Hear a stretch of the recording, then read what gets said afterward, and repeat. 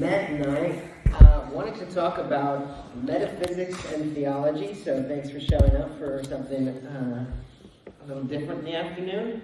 Matt, did you want to start us off? Sure. Happy to. I'm excited about this, Jake.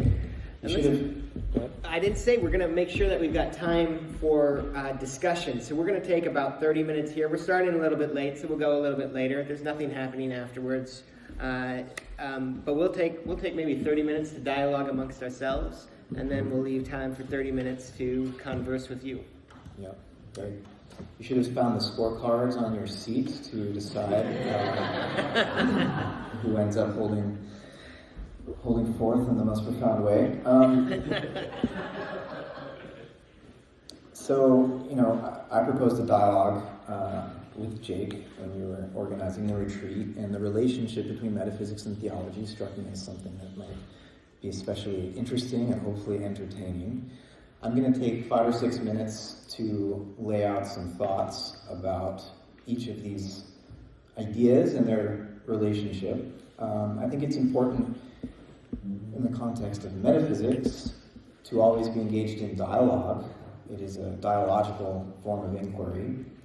It's also, I think, important to remember that it's always provisional. It's not about certainty or arriving at some final systematic understanding of everything. These are debatable points, and that's why we'll have plenty of time for that. Is Sean here? No? Wow, great. Okay. Go for it. And also, this was a more Hegelian point, metaphysics should always be historically situated, right?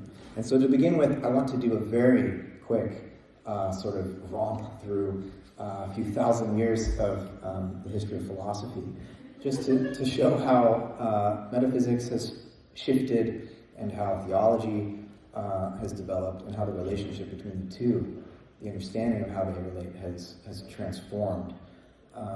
And so I'll begin with Plato, could begin even earlier, but just for the sake of time, where metaphysics is about inquiring into intelligible form behind or beneath or above, perhaps, the flux of appearances, right?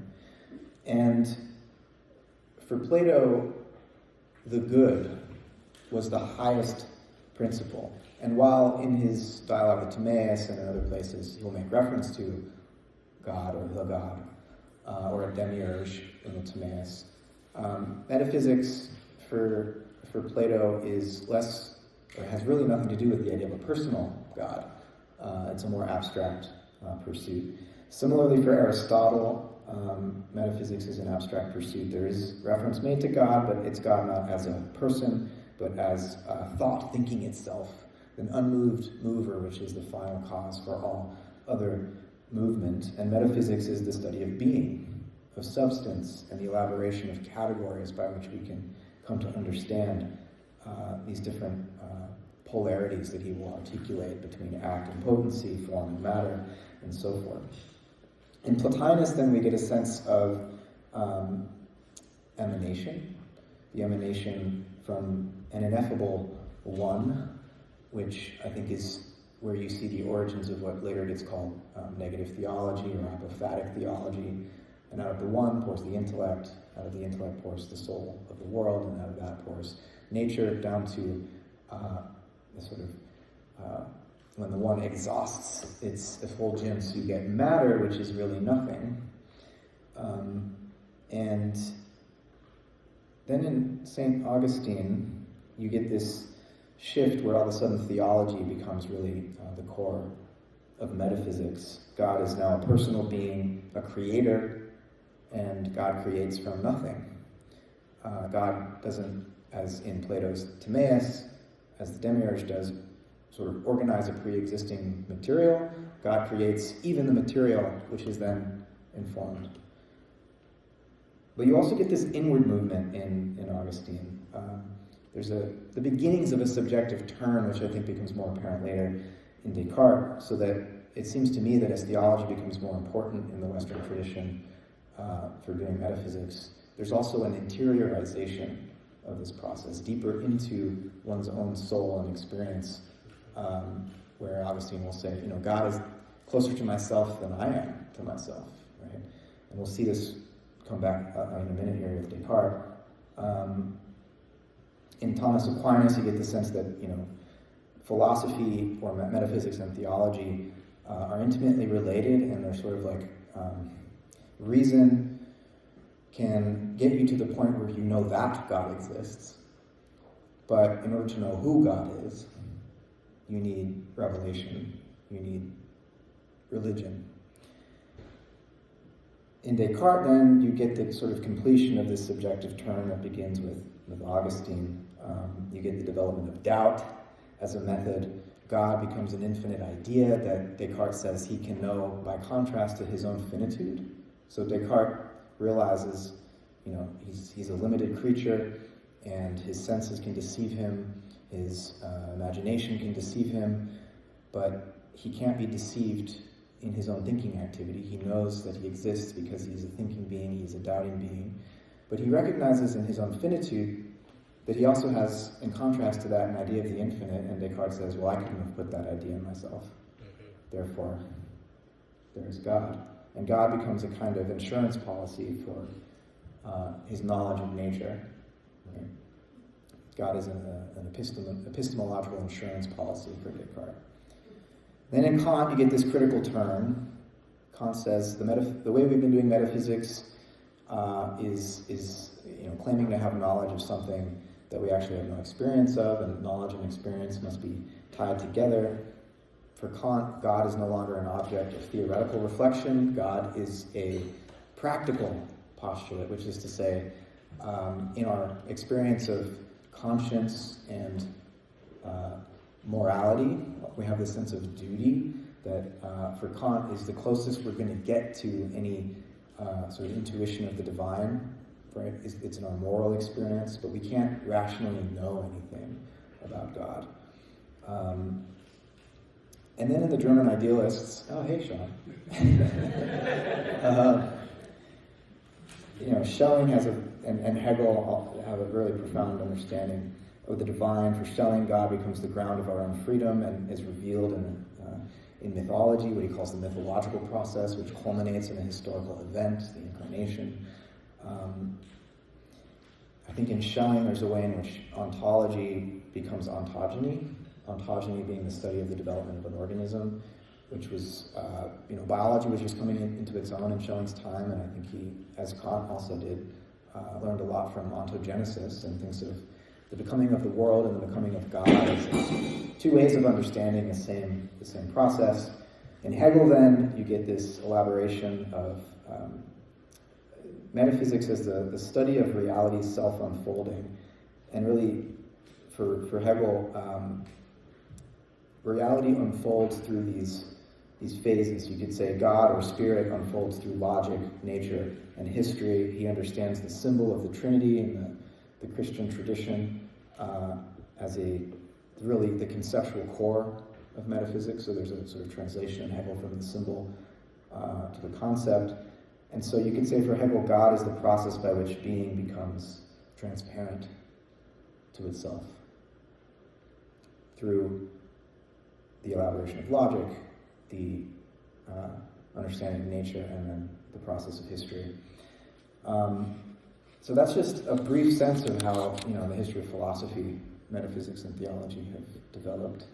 And I just want to point out, to re-emphasize again, the way in which as theology becomes more relevant, there's a deeper interiorization of metaphysical reflection, in contrast to, I think, in Plato, Aristotle, and even still in Plotinus, there's this sense that metaphysics is the study of the structure of reality, more in a sense of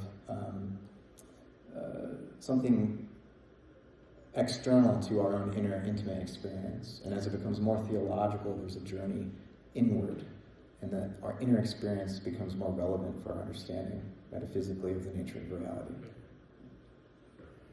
That's fantastic, man. A couple initial thoughts on that, and then I want to riff a little bit. First, it's not just the case that you're leading us through a potted history of metaphysics in order to show off, although that was impressive. But but also that there are certain words that we use to think with that are more deeply self-implicating. And those words we can't define either. We can't just define them stipulatively, and we can't point to them and give just an easy definition. They're words because they're self-implicating and they're bound up with the historicity of a being like us that's historical and whose meanings accumulate and transform over time. And so if we want to come to know them, we have to run up and down the history of their use in order to begin to kind of hone in on how that word can be used, how elastic it is, when it buckles under pressure. Words like nature, consciousness, freedom, soul, you can define them, right? You can say, here's a definition of the soul, but that's not going to help you to actually understand how that word has functioned for thinkers throughout time, nor is it really going to help you make progress in thinking about it now. So what I feel like you were just doing is you were helping to initiate us into a conversation where the word metaphysics can be meaningful to us because we see the ways in which it mutates without bursting and still continues to have some sense.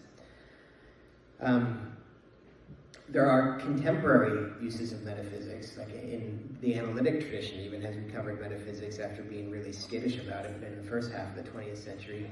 And for analytic philosophers, it often means an account of what there is and how it is. It's like I think of it as like a shopping list of all the things that are and how they are, and that the goal is to figure out how to place everything in this in the most parsimonious way possible. There's also, there's this question about the naming of metaphysics. Aristotle named it metaphysics, and it was Metaphysica, and actually, the book itself was probably not named that way. I think it's Andronicus of Rhodes, Jack, who probably gave it the name, the Metaphysics. And what I like about that is it's one way of saying, what is metaphysics? Well, it's just physics, but meta. It's physics, but really hardcore, or even it's metal physics. And that's an interesting way of thinking about it because there is this divide between nature and what's more than nature that runs through the heart of the history of metaphysics. And it's always structured around this kind of question, is how do we navigate that hiatus or that connection between the natural and the supernatural? One way I think about metaphysics is to say that all the things that are and the whole of reality is a question that it can't answer. Right? So that all the things that are and the whole of reality poses a question that they themselves and the whole of reality itself doesn't answer. That's one way of opening up the metaphysical dimension to asking, what is there? What is there what does it mean if my being is somehow not the author of itself, is contingent? We find this, like we find ourselves, we find the world we're in, we can imagine its contingency everywhere. And that contingency, that fragility, the unbearable lightness of being, as Kundera calls it, that poses a question then about, well, what? It doesn't give the answer. It just orients us to that question. And that's where I think Heidegger says, how is it that the God comes into philosophy? Right? So philosophy is asking these big metaphysical questions about the nature of what is, about being, about how being is, about the fundamental categories by which being and becoming can be understood. How is it that the God enters into that? And one of the answers, from very early on, Aristotle's already got it, right? In the Metaphysics, in book 6, book 10, Aristotle's already throwing out that somehow the divine is the vector, or the vector of the question that all of reality asks is aiming at this thing that is the divine. And if the divine weren't there for Aristotle, then the metaphysics would just be another branch of Physica, just be another branch of thinking about things that grow and become and are. And so the metaphysical is a way of asking this question. Aristotle's God is not the God, like you said, exactly right. It's not the God of Augustine. It's not the God of Aquinas or Maimonides, or right? It's a different understanding of deity, but there is that trajectory that's beginning to sort of limn a space where the idea, the unthought idea of God begins to press its way into thought, like a tractor beam or a vector or a kind of haunting presence that you're aware of, and yet you can't name, you can't control or encompass. So I think that's one of the ways that these questions begin to open up on theology, and in a minute I think we'll get to the question of does it have to? But what else did I... There's one more thing I wanted to say in response to what you were bringing up. Oh, well, to distinguish, just to formally distinguish, because you helped us walk through the historical bit, but another formal distinction that's helpful is to distinguish metaphysics from all of the specialized sciences. And this is a classical distinction, but one I think that's still really useful. So every other sort of specialized science has its own procedures, its own conceptual limitations. There's certain things that it can't ask and still proceed to do its work, right? So if I'm a psychologist trying to understand the etiology of a given ailment, and I'm trying to, if I have to call into question the nature of causation, or how it is that a being is possible of being a cause, or if I have to ask about the nature of act and potency and why there is becoming, I'm never going to be able to actually help you with your ailment. I'm going to just get totally stuck in these prior questions. Exactly the same for all of the specialized sciences, by which I mean everything other than metaphysics. But there still seems to be a place for human beings to ask these questions, because there, and here's where I think Kant was really helpful. Kant had this powerful sense of the dynamic orientation of the mind beyond itself. That there was, it's there in Plato too, he called it the zetema, the questing nature of the mind. But Kant really senses that the nature of reason is always infinitely stretching forward. He thought it couldn't answer these questions. He thought these were the ideas and sometimes the ideals of reason. This is like where reason has to go if reason is to function. The very nature of reason is such that it has to imagine an infinite horizon. When something happens, when Aurelio bangs on the door out there and we're all listening to something, suddenly you hear bong, bong, bong, bong, we don't just think, oh my gosh, an absurd event just happened out of nowhere. We assume there's a little child or something that's banging on the door, and we look for the cause. And we do that with everything. Anytime something happens in the world, the nature of our mind immediately begins to look for, why did that happen? And how do we know that? This is like one of those deep metaphysical questions that kept the ancients up. Later on, it would be called something like the principle of sufficient reason. The ancients thought that was a principle that was ground into reality itself, that for anything that happens, there has to be a cause for it being so, or for anything that is, there has to be a cause for why it is so. Either it's a cause of itself or something else caused it. But that's the way your mind works. It looks for why did that happen. Kant wasn't sure that that's actually the way reality was, but he thought that's the way the mind was. And that's where Kant, for all of his formalism and his kind of staid proceduralism and his walking by the same porch every day at the same time so you can set your watch by Kant's daily constitutional, for all of that, there is this powerful sense of the mind's sort of the levity and the dynamism of the mind always stretching out beyond itself, because he took what, for the ancients, had been out there in the world, and he shoved it into the human mind and said, that's where that dynamism lives. I think it also lives in the world, but I think Kant was right to see it in our mind, and that helped him discover another mode in which metaphysics could be done, not just in the mode of thinking about the structures of existence outside of us, which tends towards a certain kind of stasis, right? But instead to also recognize that the metaphysical question involves this looking inside to the nature of soul, the nature of mind, of spirit, whatever you want to call it, to this kind of infinite self-transcending, the mind is, on this account, ecstatic. It reaches beyond what it can guarantee or secure, and that's That's the very nature of the mind for it to be able to reveal anything at all.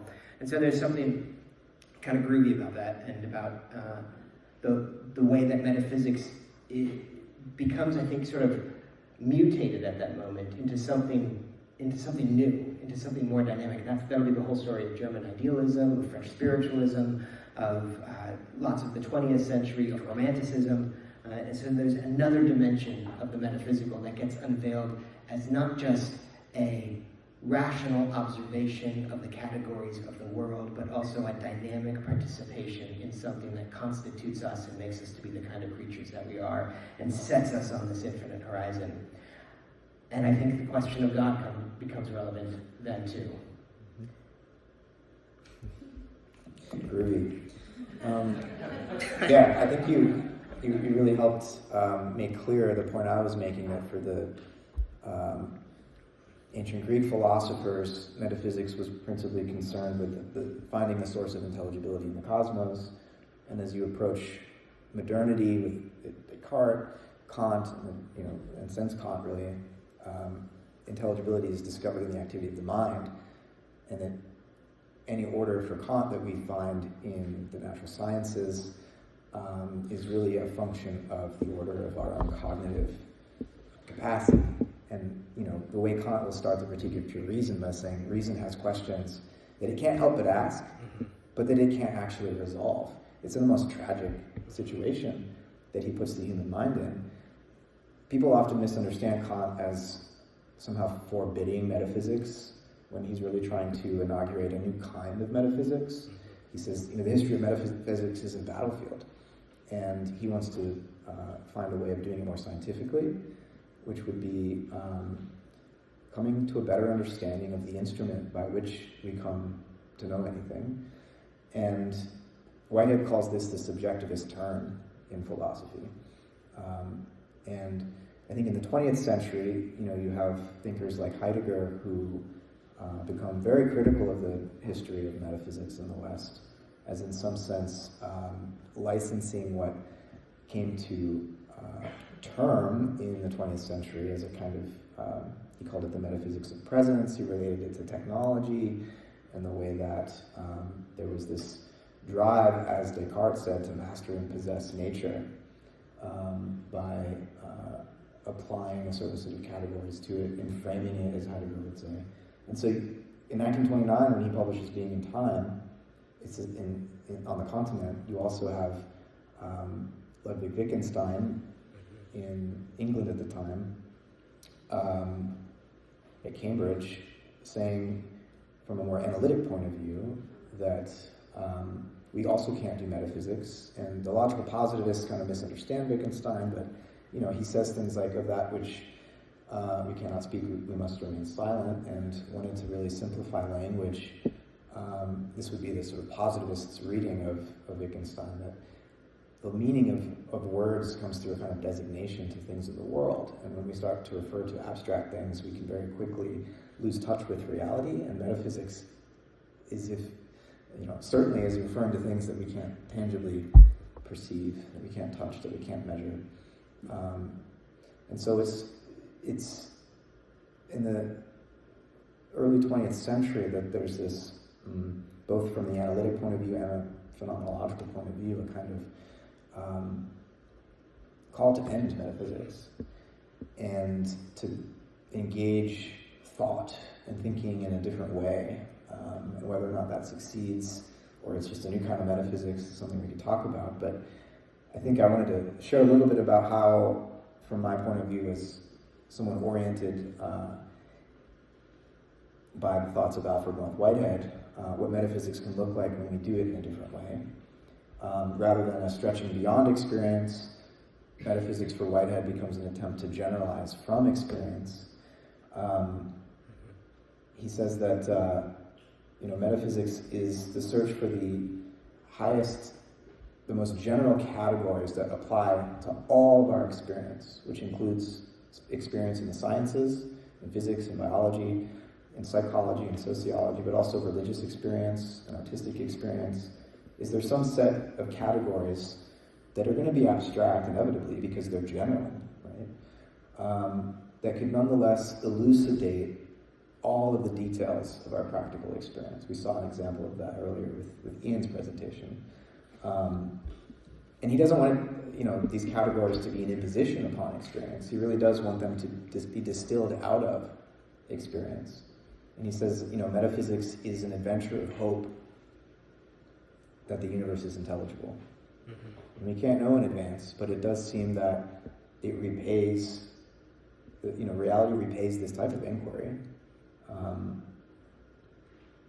He also describes metaphysics as the analysis of the obvious, which is to say it's the pursuit of all of the invariant aspects of our experience. And we tend to notice things that change. We don't notice things that don't change. And so he says that we need to develop what he called the method of difference, which another word for that would be it's imagination, where we're able to ingress novelty so as to produce difference in thought that we then compare with the givenness of experience to allow us to notice, by contrast to the novel ideas we're considering in our imagination, it makes reality strange again. Right? All the invariant aspects of our common sense experience become strange relative to what we're imagining.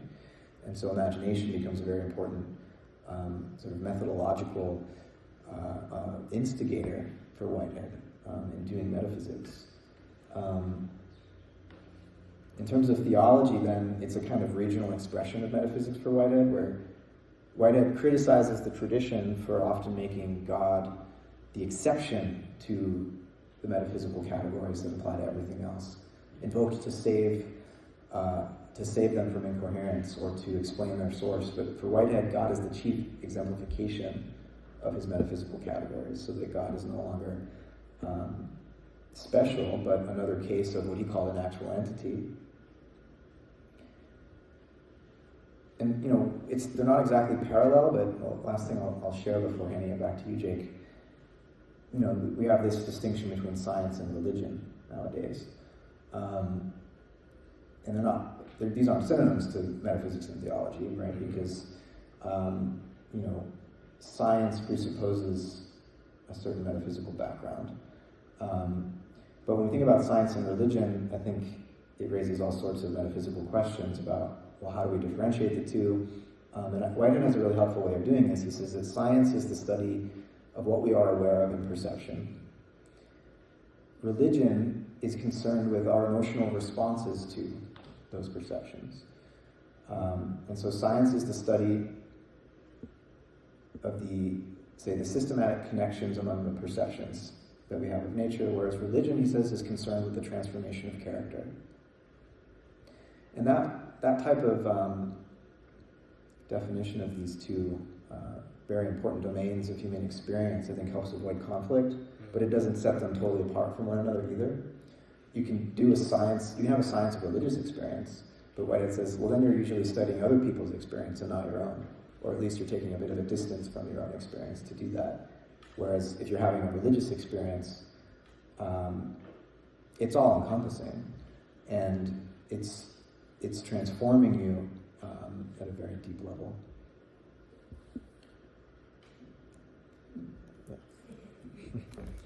That was awesome. I love that this is the part we get to fight.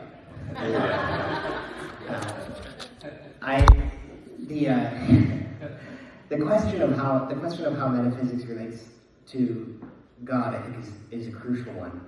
And the place where Matt and I entirely agree is on the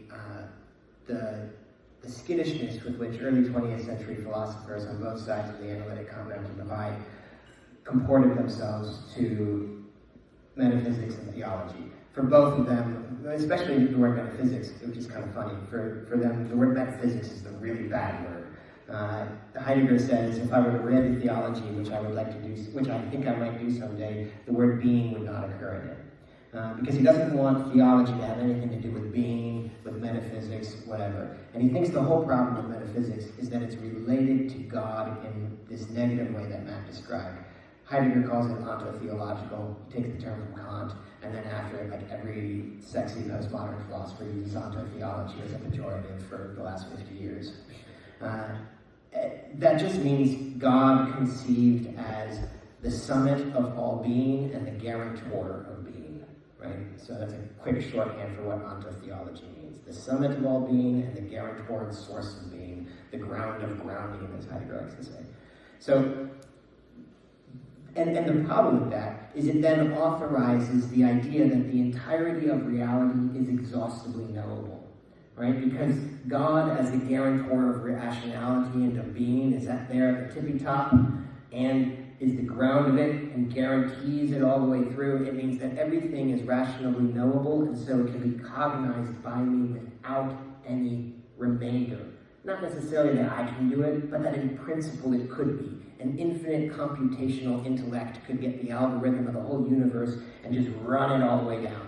And that induces in us this terrible way, I think, of relating to the world, right? The extractive, objectifying mode of treating the world as if it could be exhaustively narrated. Turns it into, Heidegger will also say, a standing reserve, that kind of stuff, right? Technology, blah, blah, blah. In my mind, the way that was actually avoided by pre-modern philosophers, and why Heidegger takes a terrible turn, and Matt's in danger of taking one, just kidding, is that God was never understood as subject to metaphysics. The place of God, the grammar of the very word God, of Deus, was such that it stood outside the domain of metaphysics. It was that towards which metaphysics oriented itself, as a compass orients itself to the pole, but it wasn't that which could be encompassed by it. And now the difference is God wasn't the guarantor of metaphysics in some stable sense, the way that Heidegger's tippy-top ontotheology, which is like the capstone of a pyramid, does. Rather, God is that towards which one asymptotically approaches in metaphysics, but never achieves. And that serves, instead of a guarantor, as a little bit of a rupture. If that's the case, if all of being is oriented in this kind of vector towards something that it can never encompass because an infinite distance is never traversable by finite steps, then there's also written into the very center of things, like the yin-yang with the little fish in the eye, there's in the very center of things something that opens up infinitude and releases itself into the infinite. So I can never come to the end of describing even an insect, a spider, a seed, as Meister Eckhart says. I never can come to the end of it because there is an opening to the infinite within it. Nicholas Akuza is fantastic on this. So, so what Whitehead's doing, I don't actually have that much of a problem with. I just think that he's not naming what I would want to call God. Whatever Whitehead's calling God is something different than the way that word functions in the grammar I've been initiated into, and that I find meaningful for thinking about metaphysics and the relationship to theology. The theological is that which, for me, the theological is that which relativizes the metaphysical. In the absence of the theological, the metaphysical, and it's always tied to the capacity of the rational and the intellectual mind to understand reality. In the absence of the theological, the metaphysical presents itself as equal to existence. But that hidden whirlpool of the theological in thought is what sets all of that fluctuating, dissembles it. My mind is never fully equal to existence, but it's always carried still by that infinite drive that when I was talking about Kant earlier, that infinite drive to know, it's always carried towards that. And there's a sense, there's a capacity, there's a faith that the world will still unveil itself as intelligible, but its intelligibilities are inexhaustible, right? There's a big difference between saying the world is not intelligible and saying the world is completely intelligible to finite beings, because I think you can get the world wrong. The intelligibilities of the world can be falsely narrated. I can be wrong about whether you're in this room with me, I can be wrong about your beliefs, I can be wrong about the atomic weight of a given element. I can also be wrong about things like God, freedom, immortality, reincarnation, whatever, right? Take your pick of various metaphysical things that I could be wrong about. But that doesn't mean that I get them exactly right? There's a way in which it could be infinitely describable, and infinite number of ways in which you could be right about it. You could be getting part of the picture, but it still always opens out infinitely beyond it. For example, I use this one a lot, which is sort of cribbed from Cantor, who was much more sophisticated about it, but the set of all even numbers will never include 1, 3, 5, 7, etc., right? But it's infinite. There's an infinite number of ways I can describe what's in the set of all even numbers.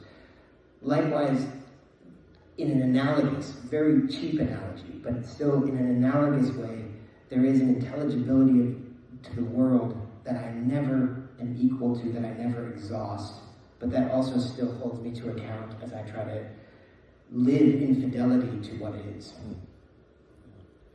We definitely want to open it up, but I just can't help but respond briefly, where I think Whitehead has something analogous to that sort of excess that you're saying theology brings to prevent the closure of metaphysics, but he calls it creativity and distinguishes it from God, where God becomes a creature of creativity, Right. which leads to this whole movement of process theology, which influences a lot of liberal Protestant theologians and pastors, but for many theists, that's highly heretical and at best unorthodox to say God is a creature. You don't have to go with, that's true for a lot of people, but my reasons for not signing on to that wouldn't be because it's heretical, but actually for metaphysical reasons that we could debate about, because I think an abstraction can't be the cause of something that it's causally a feat, but and that creativity as not actually an actuality can't then be the explanation for something else. So there are ways you can debate this, and it'd be really fun to do, but I also do want to open it up to others. He's taking the mic. You can have the last word. To Giving say it back. To say that. Generous. Thank you. Love this man. But I must destroy him in argument. Opposition is true friendship. No, I think in the tradition, God has been understood as that which has necessary existence. And part of the problem with ontotheology is, and that Kant and Heidegger will critique, is that has to do with that idea of necessary existence. And Whitehead has a very, I think, a cool way of getting around this issue, where he says God is metaphysically contingent, which is to say God is an accident of creativity, not exactly caused by creativity, an accident of creativity. So God is metaphysically contingent, but categorically necessary, which is to say for us as finite reflective creatures, we can't help but think creativity through God. Right? Very subtle distinction, but I think it's important. We'll put a pin in that. Okay, we'll put a pin in that. Do we have another mic to pass around, or is that one dead? Okay, I can just do the mic right now. I saw my and shoot up. So. Thank you all so much. Jake, you mentioned earlier that about the questions arising from navigating the supernatural versus the natural, and all of these theories and philosophers and pondering this, and people have just been discussing, and theologians. And this whole time I'm thinking, like, indigenous cultures, if not all of them, have had the answers to these questions for thousands of years before Westerners and Europeans started talking about it. And just kind of want to know your feelings on the exclusion of bringing in their viewpoints and the relationship with metaphysics and the divine into reality, and just how different philosophy and theology would have been if that was brought more into the table in the conversation. Do we want to collect more questions, or should we go? We just go? Yeah, I think so. Is that on? Yeah. Kind of. I'll just put it right on here. I think the way I think about answering that is, I think a lot about how do we talk across different traditions who have very distinct conceptual grammars, and in my mind, the way we have to do so is we have to find the right, like that history that Matt was talking about, the history of metaphysics when we're running up and down it. By paying closer attention to that, you can find the points within a tradition of speech that have greater ability to reach out to another community fruitfully. So, for example, with indigenous traditions, and I don't want to universalize, I don't like universalizing or reifying that term, but let's just say for the moment that in most traditions that don't recognize a distinction between the natural and the supernatural, or don't recognize a strong distinction between it, how do you enter into dialogue with that, with those kind of traditions when you already have this strict distinction? But the way I think to do it is actually to recognize that the strict distinction between the natural and the supernatural is a pretty late artifact of this history of thought. It's not until the 13th century that it begins to even be drawn at a kind of mild conceptual level. And even at that point, it's not a strict, like, layer cake view of reality where there's the supernatural, and then there's the natural, and then there's the infernal, or something like that. The supernatural and the natural exists almost as adverbial descriptions of different ways of looking at things at that point. And it turns into this strict distinction much later, around the time of the Protestant Reformation and the Catholic Counter-Reformation. So if you can, like, look back to those, and I actually think those older accounts have more conceptual and metaphysical and intellectual integrity to them. So there's a sense in which you have to deconstruct some of these dualistic binaries that have come to structure our thinking, that prevent us from entering into a real dialogue with cultures that haven't gone through that kind of dualistic structure. It may be that you just find your way back and then you go forward, right? Like, but there's, I think of it as finding, like, it's like finding the right meridians within an intellectual tradition to activate so that you can have a better resonance with traditions outside. And with another tradition, like if you're looking at, say, Zen Buddhism rather than sort of indigenous or animist or other traditions, you might want to look for something else. But that process, I see mutual understanding across traditions as an achievement and never a starting place. Like, we don't start from the same place, but we can work together to find that place of mutual understanding. It's hard enough for me to come to understand, like, texts I read all the time, to understand people who have been enculturated in a different way than my culture, who have a different intellectual history than the one Matt laid out to begin with. That's an achievement, but it's a powerful achievement, and one that I think we can actually realize, and that I hope we do realize. Yeah, that's a great answer, Jake.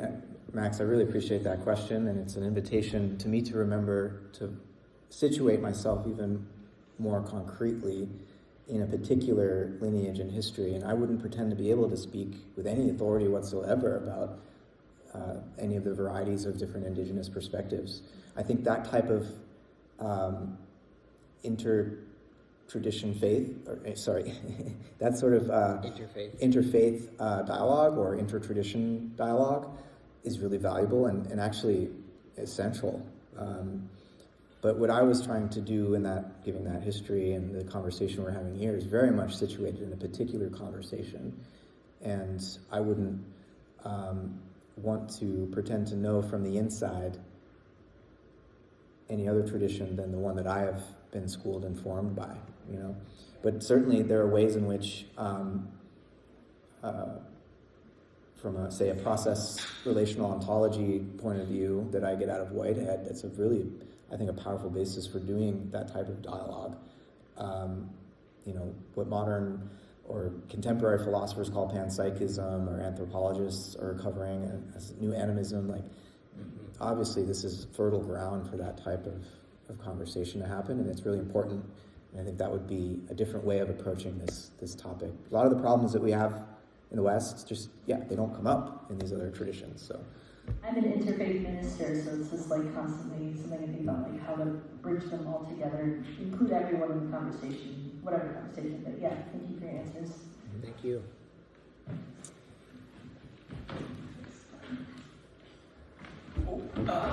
Thank you guys so much. I want to push back maybe on a couple of the frames.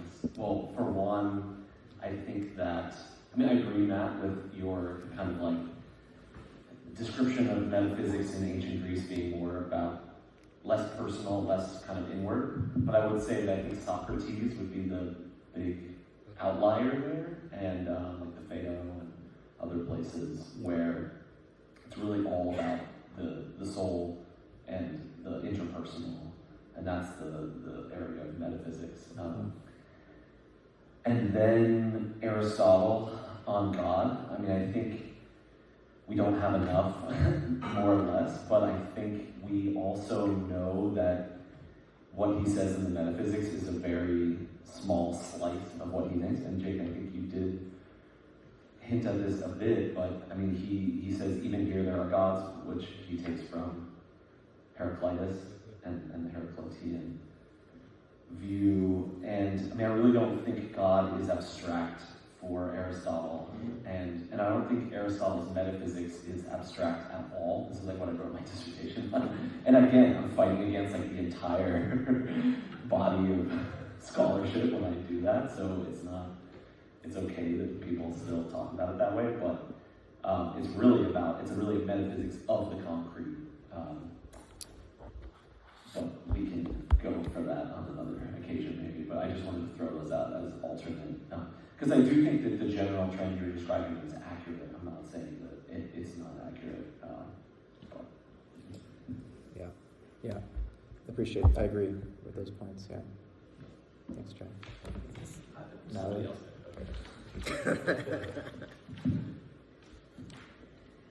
I think mine is mostly a clarification question on what sounds from over here really nuanced in the distinction that each of you are making. So maybe you could elaborate a little bit more on, in the wake of Heidegger's ontological critique, and the sort of extreme version that we find in analytical philosophy, where metaphysics is a site for describing matters of fact. Can metaphysics, can one conceive of a metaphysics without theology?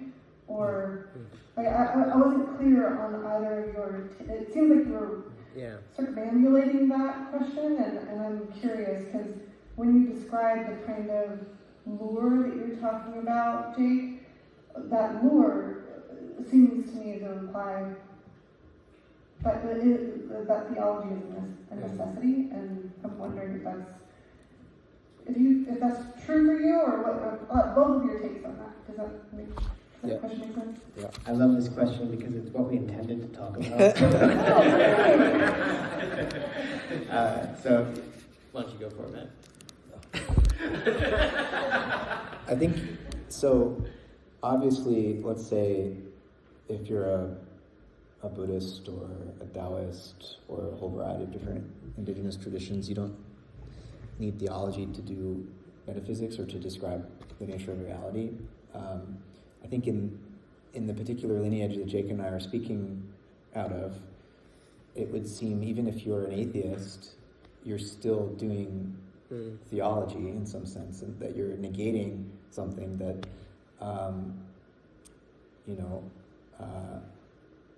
other traditions might not even feel the need to mention. And so I think in a Western philosophical context, it's difficult to do metaphysics without engaging the theological questions. But there are a whole variety of different ways of doing that. You could be like Spinoza and say that God as an infinite substance could also be called nature, if you're pantheism or a panentheism, or I like to call Whitehead's view pangentheism, because the all or the universe and God are in a mutually generating relationship with each other, so pangentheism. But these are all varieties of theism, and even atheism is a variety of theism. So yeah, That's how I would approach that question. Yeah, the sub-question now is an attempt, some, not all, but some philosophers make an attempt to sidestep the theological altogether. And do you think also that there's almost like a covert, like God becomes covert in the conversation, consciously or unconsciously? That's my sub-question. I think, yes. I think that, but what I mean by that is, back to Heidegger's ontotheology, where you've got God, the ontotheological God, sitting at the top of the ontic pyramid of existence, guaranteeing it all. I think we put a lot of different things in there. Sometimes we put capital, sometimes we put infinite reason, sometimes we put materialism, and anything that you stick at the tippy top of your ontic pyramid in order to guarantee the universal intelligibility and the exhaustibility of all existence is functioning as a covert ontotheological deity. So it's covertly ontotheological in a lot of ways. And that, I mean, this is actually not even that controversial a claim. It's like, gets thrown out by post-structuralists all the time. Oh, that's ontotheological, and it happens to be a Marxist reading of something or whatever. But I think that's true. Also, though, I would add, I think that, at least in the traditions that Matt and I were describing, I do think there is an implicit theological drive. There's a theological shape to the thinking itself. That's different than saying you believe in God. But I think that there's a theological shape to the very structure of thinking and existence that's being narrated. And then one more thing I would add is I think there's a lot of explicitly theistic thinking out there that is covertly atheist, that the shape of its thinking is actually atheist and nihilist. It doesn't believe that there's an infinite dignity and inexhaustibility to creatures. It actually believes they're a resource that can be exhaustively narrated and calculated for finite human ends. I think that for however confessional that might be, I think that's a covertly and practically atheistic stance to take to things. Or a deification of instrumental reason. Right? Yeah, both, and they tend to go hand in hand. Yeah. How about Neil, and then Jesse, and then Steve? Thank you both for inviting us into this rich dialogue. So I really love this notion of the mind as ecstatic, like reaching out beyond itself and maybe finding itself in something that is both foreign and familiar at the same time. And it put me in mind of the early Socratic dialogues and kind of the Socratic method. And I think oftentimes there's an interpretation of something like Socratic ignorance, and I think it does involve this as a kind of humility in the pursuit of wisdom. But there seems to me to be something deeper there too, in like a Socratic aporia, where we're actually sort of dispossessed of the categories we've brought to bear on the world. And in that uncertainty, in that unknowing, something new and fresh is enabled to come through and be seen in a new way, maybe for the first time. And so my question, though, is, after Kant, I think there is a sense that we have to recognize the historical contingency of our metaphysical projects and maybe even our theological projects as well. And that introduces, I think, an interesting dilemma for me, because on the one hand, it does, to my mind, we are doing metaphysics all the time, and we're tracking something that is really occurring. And on the other hand, we're also bringing something to it. We're also doing something creative. and imaginative. And maybe a temptation is to move to one extreme or the other, to say that metaphysics is going to, or theology, for that matter, is going to give us the final complete picture of what is.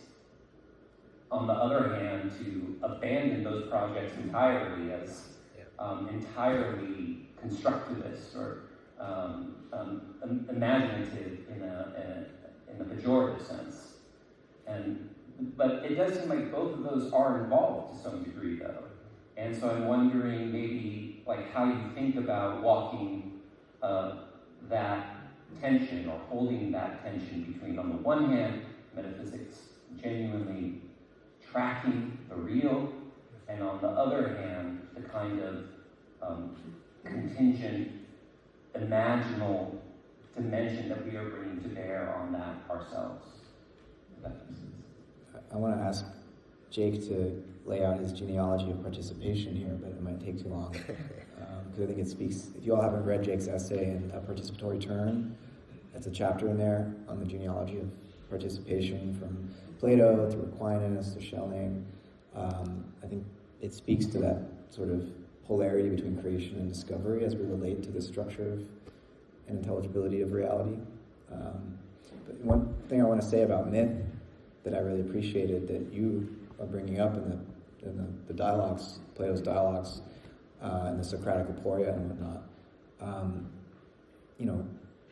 Plato wasn't afraid to say, the best I can offer here is a likely story. Mm-hmm. And some people would really want to rigorously dichotomize metaphysics from myth, mm-hmm. mythopoeia. I think in the Platonic sense that you really can't, and we're better off doing it explicitly, where we see myth as a way of imaginatively participating in the truth, rather than thinking that we could exhaustively rationalize it. Mythospeculation.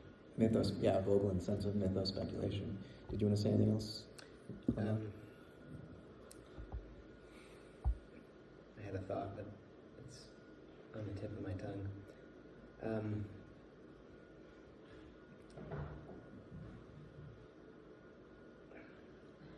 I got so into your myth of speculation, I got so excited. Maybe it'll come to me. Jesse? So Jake, I wanted to ask about something that you said about Kant, about Kant, because I hadn't ever thought of it this way. You said, a dynamic participation that constitutes us, that he had opened this dynamic participation, and so like an opening forth where I had always considered in a way that he had kind of cemented the turn on subjectivism and kind of completed it, whereby we really stopped participating with the world around us, because we, in a way, it was the object upon which we needed to reflect. And so we just, we can't even assume that we know it in and of itself. So I felt like it was a kind of closure, and so then for you to say that, like my mind just did like a blipper inside. And so and maybe you're going to cover that in your wonderful article, but could you say just a little bit more about that? I mean, with Kant, I'm always on the side of being like, 2 cheers for Kant, because what he accomplishes, I do think, introduces us into this fantastic dynamism that opens up what Eckhart Förster calls the 30 years of philosophy that follows afterwards. 25 years. It's another. Stops it too early. No, I'm just kidding. 25 years of philosophy. You're the one who recommended that book to me. I did recommend that book, but you read it closer than I did. But it's that sense of something was unleashed because of this, and that's the dynamism I'm talking about. And I think it led to this really powerfully dynamic view of the mind and its stretching forth, even though for Kant it can't stretch forth beyond itself, right? He says, like, what we can know is we're surrounded by the sea of illusion, and we're on the island of truth. that's surrounded by this sea of illusion, and everything outside of it. All we can know is the categorical structures of the mind itself, and etc. So there is a sense in which he closes it down. He thinks of what he's doing as closing the what can be known, but at the same time he's opened up this enormous dynamism, right? So when on his tombstone it says 2 things fill the soul with awe: the starry heavens above and the moral law within. The moral law sounds pretty boring in that phrase, but actually it's the sense that Kant has of this vector this vector inside of us that is compelling and cleansing and bracing and dynamic. That there's this dynamism to the mind that by restricting what can be known to the subject, he also suddenly looks at the subject as this almost like supernova of energy. And so that's what I'm trying to get at. He's contained it, but he's contained it almost the way like a nuclear reactor contains something. And then it spills out in these subsequent philosophies that follow in his wake that Matt teaches a wonderful course on. So did you want to add anything to that? I don't think I can. Okay. So Sean is really eager, and then we'll go to Stephen, and then Amel. That was really, really rich. I wanted to, can I sit? Yeah, you can sit. No. No. He will stand here aggressive. So Hegel famously said that philosophy is the history of Yeah. thought. Similarly, metaphysics is the history of metaphysics, which is you exemplified beautifully, both of you. If that's true, then one question might be, so there's different kinds of history. The simplest kind is really just a chronicle. This happened and this happened. But even chronicles can be questioned. But the more interesting histories are also stories, are interpretations of some kind, right? So if metaphysics is the history of metaphysics, there are different histories that are possible. So then the question becomes, how do we adjudicate? How do we assess one's history or somebody else's history of metaphysics, the story element? And here I go back to the Platonic tradition of the true, the good, and the beautiful. If we want to say that one history is more true than another, then how do we decide whether it's true, especially if it's the truth of metaphysics? We can't appeal to facts, perceptible facts necessarily in the same way, but we can appeal to coherence. How does it hang together? This would be, that's all right. I knew you were getting to Hegel, so I told him to cut your mouth. I'm kidding. We can appeal to the truth and as coherence, let's say. But we can also appeal to the good, and that would mean we could think pragmatically. Like, well, what are the fruits? So William James has this pragmatic view of truth. How does it pan out in the world, in our real lives? And this is not my question of meaning, particularly where religious function might come in. And finally, we could appeal to the beautiful. And here I love Warren Lyons, Chief Warren Lyons' story I heard him. Some of you heard me tell this story before. But where he was in dialogue with a West Coast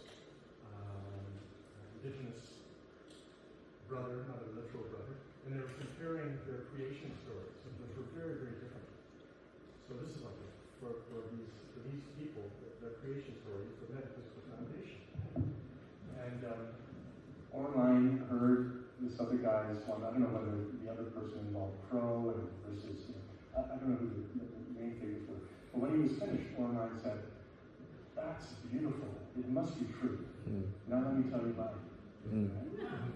So when beauty is a criterion, it's not. So there are at least these 3 modes that we can engage. As long as we know what we mean by true and good and beautiful, then we can enter into dialogue about how true this is and how coherent. What is your good? Why is this good? And is this beautiful? How is it beautiful? You asked me to quote Goethe last night, and I couldn't, but there's another Goethe quote that I love that I think resonates with this, where Goethe says he's a monotheist in morality, a polytheist in art, and a pantheist in science. That's very much like the first, the oldest system, the oldest fragment of a system of human ideas. Right. Monotheism of reason, Right. monotheism of the imagination. Right. Yeah. Stephen, and then Amel. I think you can hear me. And we should probably start to wrap up this. Yeah, well, I always love a good talk. I want to go back to what where Jake was, because I want to make sure I understand where you were sort of differing on the Whitehead piece about creativity and because obviously creativity can be infinite, and in the way that Whitehead lays it out, it's very participatory. And so that gets that sort of engagement with. So did I miss it, or am I just slow? Where exactly are you having issues with that? Because I mean, you sort of alluded that there's more there to dig into, and I'm just really curious about sort of where it goes. Do you want to ventriloquize what my objection is, or do you want me to do it? If you were Jake, what would you say? Yeah. and then I'll try to defend it from your perspective. Steelman and Jake. Well, I think Jake's concern is that by making God an actual entity, the risk is that God's another stick of furniture in the universe. This was Rowan Williams' concern, actually, in a debate or it was a dialogue and then turned into a debate on this with Ian McGilchrist, who was expressing a more process theological point of view. And Rowan Williams, who's the former Archbishop of Canterbury, really profound theologian, took issue with it, which, well, I'm supposed to be Steelman. It seems like a misunderstanding of what Whitehead is saying and what the process theologians are saying, to say, well, because God's an actual entity, therefore God is just another being among beings. Because what Whitehead's really saying is that God is nowhere but in each actual occasion of experience as the eternal impulse toward beauty, truth, and goodness. And so it's both a profoundly immanentization of God, but also the other way of looking at it is to say it puts the transcendent right at the heart of every creature. You started to steelman me, and then you switched. I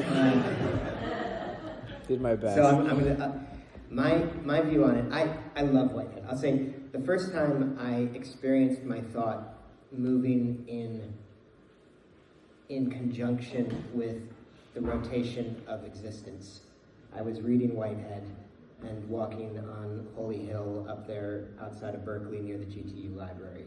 I was thinking about Whitehead, and I suddenly realized I wasn't thinking about Whitehead. I was moving with my mind in conjunction with the contours of the real, and it opened up a whole new way to understand what thinking can be for me. So I'm not knocking Whitehead. I love Whitehead. That's it. I think when it comes to God, creativity, and the eternal objects, I think there's confusion there. And the confusion is, don't quite put it the way Rowan Williams does, because Whitehead's God is not the same as all the other objects in existence. Whitehead is an infinite concrescence. But at the same time, Whitehead wants God not to be an exception to the categories of existence, and yet God's concrescence is the only one that operates in exactly the opposite of every other finite crescence that is. So it seems to me that actually you haven't achieved your metaphysical end of making God of rendering God in harmony with all the metaphysical principles, because God is the one inversion where actuality precedes concrescence. The second point is God is the first creature of creativity, and creativity is it the safest general characterization of... well, that's Plato, the history of... Oh, sorry, go ahead. Oh, that's Plato, yeah. But creativity is a general characterization of the nature of existence. So it is... The universal of universals. The universal of universals, that's right, that's what I was looking for. And in that sense, creativity is a description and a kind of abstraction, and so I don't see how it can have efficacy. I don't see how something can be an actuality of creativity unless there's an actuality before it. And this like this gets really in the weeds, but I'm convinced metaphysically that actuality is either coincident with potentiality or precedes potentiality. That potentiality is a shadow cast by actuality, rather than the other way around. Whitehead, I think, thinks about it in the inverse ways. I think we have different metaphysical intuitions in that sense, and the task would be to then do a sort of autobiography to try to understand how we come to those different metaphysical intuitions. But I can't shake that one. It just seems to me indubitably clear, and to others it seems otherwise. I recognize that, but that's why I get skittish and why there's this small amount of space between Matt and I, but it makes for a lovely chance to wrangle with one another. I'm convinced later on tonight, maybe anyone interested in the minutiae of this can gather around and we can get into it more deeply, because I'm not sure we do disagree. Which would be great. I'm out. So it seems that philosophy used to play a very prominent role in ancient civilizations, certainly ancient Egypt, ancient Greece, maybe the beginning of the Roman Empire, but not at all today, I don't think. So what are your thoughts as to how can philosophy play a role in our society, economy, education? And what would be a concrete point of entry or model that would make that work? Should we make this the last question? Yeah, I think great question. Well, we would know that philosophy had become important again if Jake and I were sentenced to death by the state. Closer than ever. But Closer than I don't think the problem is that philosophy is not relevant. I think it's just we have bad philosophers. Peter Thiel, Elon Musk, these are the intellectual architects of the current administration in many. Steve Bannon, there are philosophers. Pseudo, yeah. The distinction between ideology and theory, I think, is really important here, that Sean laid out for us last night. But it's that I think I saw some statistics about literacy in the United States and where the majority of our fellow citizens are at in terms of reading comprehension. And I don't know that you can have democracy and an informed citizenry if reading comprehension is at a third grade level for the majority of the population, for no fault of their own, and I don't mean to be elitist about it, but sometimes I think about Plato's criticisms of democracy and how we ended up in our current situation as a result of a popular vote in the Electoral College, but Mr. T also did win the popular vote. So I like what Whitehead says as a sort of transcending and including Plato's view of democracy, where Plato thought the philosopher kings and queens should rule over society and come up with a noble lie to keep everybody else sort of in line. Whitehead says, look, in the modern period, every individual must become a philosopher, right? Not just a few elites, but we need to foster the type of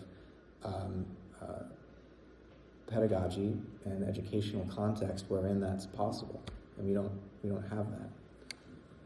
So I'll just say 3 quick reasons why I think philosophy is crucial for the 21st century. First, we are losing our capacity to form human beings in an intentional and human way by increasingly allowing ourselves to be subjected to a pedagogy of the technological.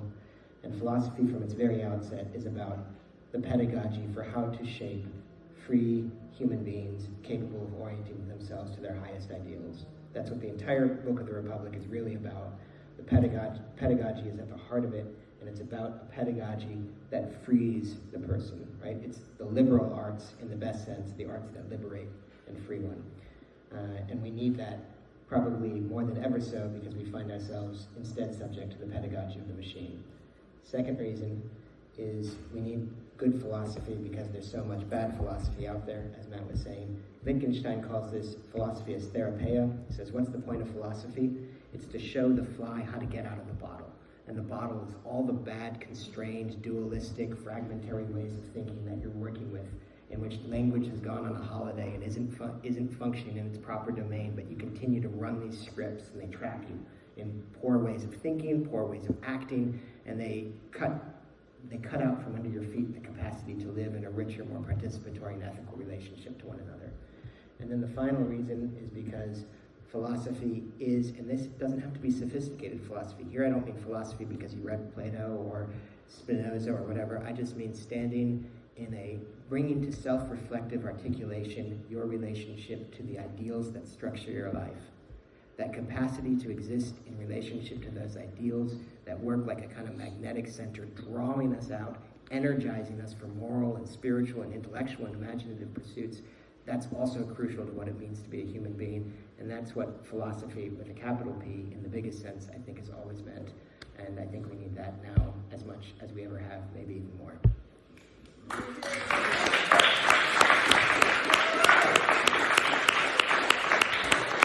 That's good. That's fun.